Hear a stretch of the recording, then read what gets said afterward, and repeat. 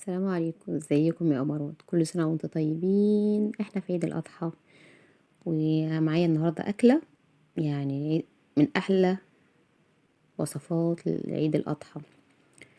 كل سنه وانتم طيبين يا رب. ربنا يعيد عليكم بخير. النهارده طبعا وقفه عرفات. يلا نقول بسم الله ونشوف هنعمل ايه. انا عندي اللحمه هنا هتبل اول حاجه كده بالقرفه، نص معلقه من القرفه. احط كمان فلفل اسود، واحط بهارات لحمه. بهارات اللحمه دي انا عاملاها في البيت: زر ورد وكبابه صيني وفلفل اسود برضو وبصل بودر. بس انا كده ايه، تبلت اللحمه هسيبها تحت على جنب كده، بس ايه تتشرب كده من التوابل. شوف هنعمل ايه تاني. انا معايا هنا كمان بصل. البصل ده نص كميه اللحمه، يبقى البصل نص كميه اللحمه. هقطعه قطع كبيره كده جوليان، المهم ان هي قطعه كبيره، لان البصل ده هيقعد فتره كبيره على البوتاجاز، فايه هيدوب خالص يعني، مش هيبقى باين اصلا يعني. هقطع الكميه بتاعتي كلها كده، وخلي بالكم من ايديكم. وعلى طول اقول لكم خلي بالكم من ايديكم، وانا اللي حقيقي انا اللي بجرح ايدي وصوابعي. نعمل الكميه كلها بسرعه بسرعه كده. ايه، وصفه تحفه جدا جدا، ومن اكتر الوصفات اللي بحبها انا بصراحه جدا. نروح بقى للبوتاجاز ونشوف هنعمل ايه. انا عندي حله كده سخنه، احط فيها زيت. انا هحط ليا بقى. طبعا انا بحبش ليا، ممكن تحطي زبده عادي جدا يعني، او ممكن تعملي بالزيت بس عادي برضو يعني. بس انا بحب الليا. وكمان انا عندي اللحمه ما فيهاش نسبه دهون خالص تقريبا، فهستخدم بقى ليا قطعه صغيره كده. يا دوبك ان هي بقى هتسخن، بس انا مش هخلي الليا دي تستوي يعني، هي هتسخن بس، لان هي هتستوي لسه كمان مع اللحمه ولا حاجه، فما تمررش. لان الليا لما تتحمر زياده عن اللزوم بتمرر، بتدي مراره كده. بس هي سخنت اهي. هنزل باول حاجه بقى. هنا عندي ايه، اللحمه.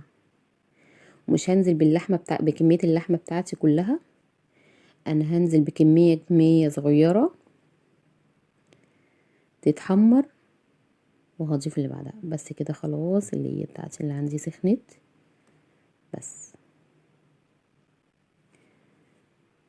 ابتدي اضيف اللحمه بقى كده. يعني ما ترميش اللحمه مره واحده، عشان مش عايزاها تنزل ميه.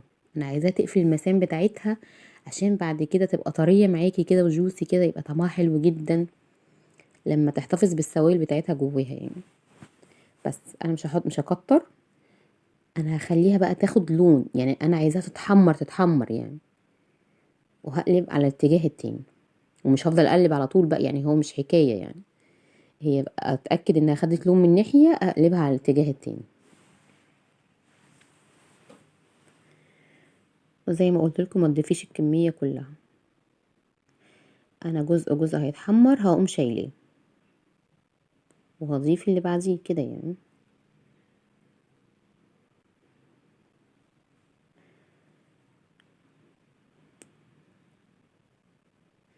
ده طبعا يا جماعه كباب حله. انا بعمل معاكم النهارده كباب الحله. في ناس بتحط له اضافات كتير، يعني بحس ان هو مبقاش كباب حله بقى. ممكن نعمل طاجن اي حاجه تانية غير ان هو يبقى كباب حله بصراحه. دي كده لون اللحمه اللي انا عايزاه تتحمر تحمير كامل.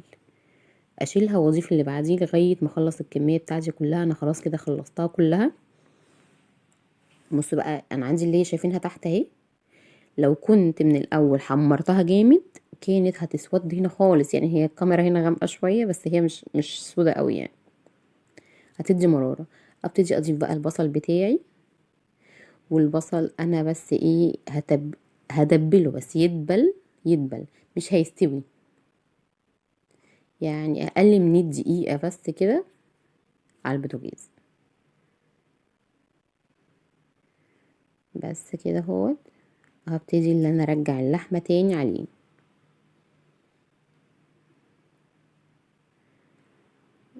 اهي.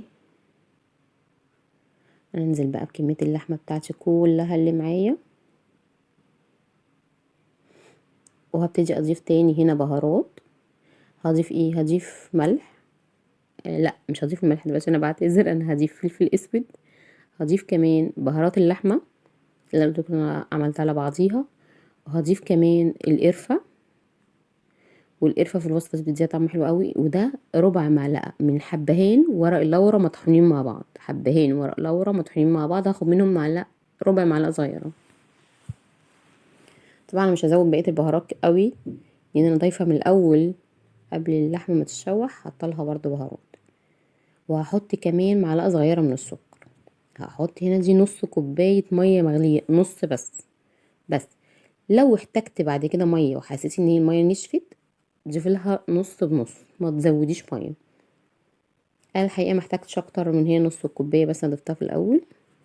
وهحط معلقه صغيره من السكر زي ما انتم شايفين كده. والسكر مش هنا مش عشان مثلا اللحمه كبيره فانا هحط لها عشان تستوي، لا، هو بيديها طعم رائع في الوصفه دي يا جماعه. وكباب الحله بقى من احلى الوصفات للحمه، طعمها تحفه. وبما اننا في العيد الكبير بقى فقلنا نعملها معاكم النهارده. احطها على نار هاديه بقى واسيبها تستوي براحتها، وقبل ما تخش على سوا كده اضيف لها الملح بتاعها. وادي الوصفه بتاعتي، يا رب تكون عجبتكم.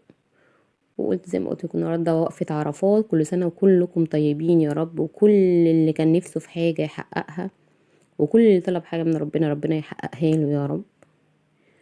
وما تزعلوش لو في امنيه على قلبكم اتاخرت، اكيد ربنا عارف ميعادها المظبوط والصح ليكم.